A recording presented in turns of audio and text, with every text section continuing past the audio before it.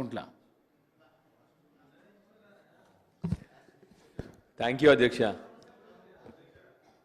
అధ్యక్ష. నిజానికి ఫస్ట్ ఇస్తారనుకోండి అధ్యక్ష, ఫస్ట్ వచ్చిన అసెంబ్లీకి వాళ్ళ పొద్దున్నే మీరు ఫస్ట్ ఇస్తారు అవకాశం అనుకొని థ్యాంక్ యూ ఇచ్చినందుకు అధ్యక్ష. అధ్యక్ష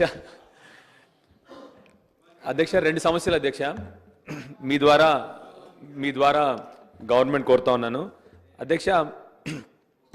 సీనియర్ శాసనసభ్యులు విద్యాసాగర్ రావు గారు, మా మాజీ శాసనసభ్యులు కొరుట్ల కాన్స్టిట్యున్సీ వారు ఉన్నప్పుడు అక్కడ ప్లాట్ లేని వారికి, అంటే ప్లాట్ ఉన్న వాళ్ళకేమో గృహలక్ష్మి ఇవ్వడం జరిగింది అధ్యక్ష. ఎవరికైతే ప్లాట్ కూడా లేదో వాళ్ళ కోసం 1000 ప్లాట్లు ఐడెంటిఫై చేసినాం అధ్యక్ష. అయితే అప్పుడు నోటిఫికేషన్ రావడం వల్ల ఆ ప్లాట్లు ఆ బీదస్తులకు ఇవ్వలేకపోయాం అధ్యక్ష. దయచేసి మీ ద్వారా కోరేది ఏంటంటే, మా జిల్లా మంత్రులు కూడా ఉన్నారు ఇక్కడ, పొన్నం ప్రభాకర్ గారు ఉన్నారు, శ్రీధర్ బాబు గారు ఉన్నారు ఇక్కడ, మా విప్పులు ఉన్నారు. మీ ద్వారా కోరేది ఏంటంటే అతి తొందరగా వాళ్ళందరికీ కూడా, ఎవరైతే లబ్ధిదారు ఉన్నారో వాళ్ళందరికీ కూడా అతి తొందరగా ఈ ప్లాట్లు డిస్ట్రిబ్యూట్ చేయాలని కోరుతున్నాను అధ్యక్ష. ఎందుకంటే కొందరు అక్కడ వాళ్ళ రాజకీయ ప్రయోజనాల కోసం కొందరు వెళ్ళి దాన్ని కబ్జా చేస్తున్నారు అధ్యక్ష. సో దయచేసి మిమ్మల్ని కోరేది ఏంటంటే, మీ ద్వారా మంత్రుల్ని కోరేది ఏంటంటే అతి తొందరగా మళ్ళీ నోటిఫికేషన్ రాకముందు వాళ్ళందరికీ కూడా, ఎవరైతే లబ్ధిదారు ఉన్నారో బీదస్తులకి ఆ 1000 ప్లాట్లు వాళ్ళందరికీ డిస్ట్రిబ్యూట్ చేయాలని మీ ద్వారా కోరుతా ఉన్నాను అధ్యక్ష.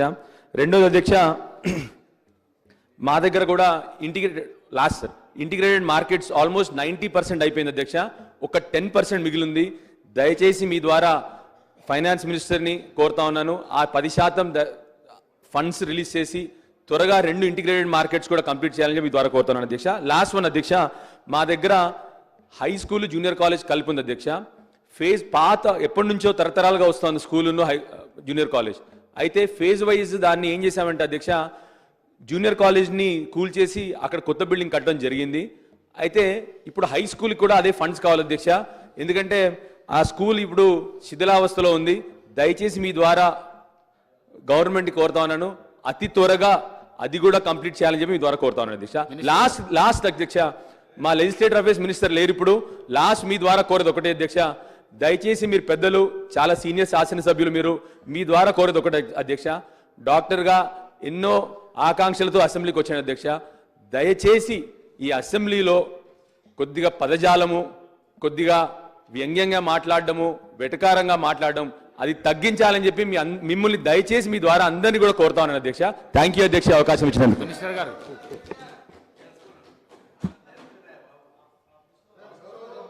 గౌరవ సభ్యులు డాక్టర్గా నూతనంగా వచ్చినందుకు వారికి స్వాగతం పలుకుతూ, మంచి సమస్యలు కలవకుంటైనా ఈ డాక్టర్ మంచి అయినా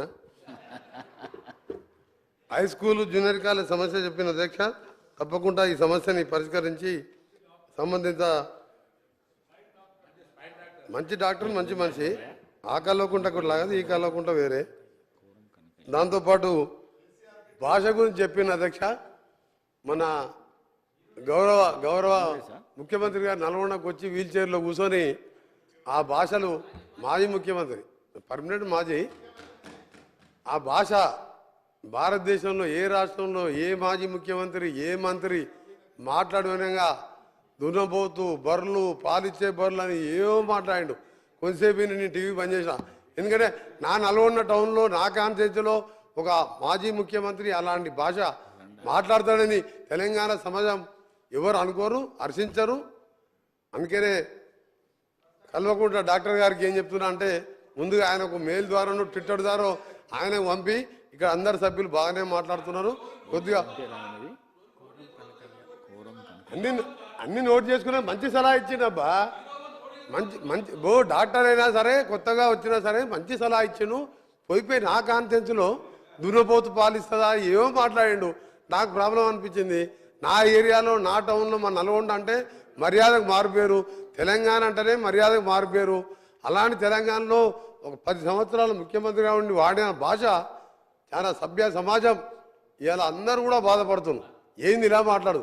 అలాంటి వారికి కూడా సలహా ఇవ్వమని చెప్పి సభ ద్వారా వారు కోరుతూ, మేము కూడా ఆ మాజీ ముఖ్యమంత్రి గారికి సలహా ఇస్తున్నాం, అలాంటి భాష మాట్లాడొద్దని ఎవరు కూడా మాట్లాడొద్దు.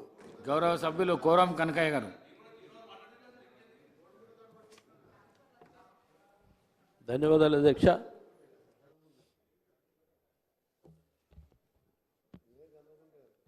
మాది ఎల్లందు నియోజకవర్గం అధ్యక్ష.